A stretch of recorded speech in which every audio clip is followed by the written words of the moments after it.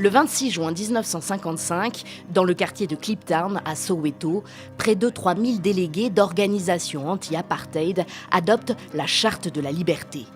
Un texte fondateur qui énumère les principes sur lesquels doit reposer l'Afrique du Sud égalitaire et prospère dont ils rêvent.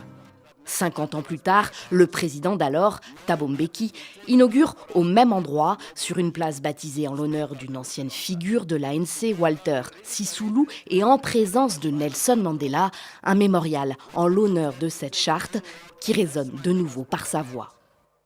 L'Afrique du Sud appartient à tous ceux qui y vivent, noirs et blancs. Le peuple gouvernera.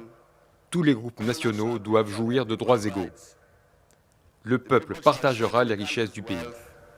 Des principes qui irrigueront la première constitution sud-africaine post-apartheid, adoptée plus de 40 ans après la signature de la charte, et qui sont retranscrits ici, au cœur de ce phare de briques, où est allumée une flamme censée être éternelle. Aujourd'hui, la flamme du souvenir ne brûle plus à Kliptown. Le site du mémorial est à l'abandon. Il a pourtant été classé au patrimoine mondial de l'UNESCO l'année dernière. La place de Kliptown est horrible, en état de délabrement, et la situation empire de jour en jour. C'est délabré, détruit et pourri. À la grande époque, un hôtel, un restaurant, un centre de conférences jouxtaient le site. Aujourd'hui, l'édifice qui l'entoure est vide, les commerçants sont partis, le parking souterrain est inondé. Le complexe qui faisait vivre le quartier n'est plus. Ce qui est arrivé à cette place me brise le cœur. Cet endroit me donnait les moyens de travailler, de survivre. Cette place est arrivée à un point de non-retour. Je ne travaille plus. Tout est mort ici.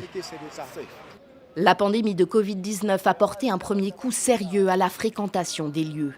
Des émeutes en 2021 ont enfoncé le clou. Aujourd'hui, les touristes se font rares.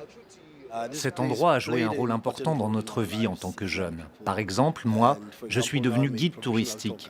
Et c'est ici que j'ai commencé à faire des visites guidées, il y a longtemps. Ça devient un peu difficile car beaucoup de circuits touristiques ne passent plus par le site. Certains se contentent d'un tour en voiture à cause de la configuration des lieux. Certaines personnes trouvent que c'est un peu risqué, dangereux, alors qu'en fait, c'est sûr. La Johannesburg Property Company, qui gère les lieux, a promis de former une équipe pour superviser la régénération de la place, sans donner de calendrier.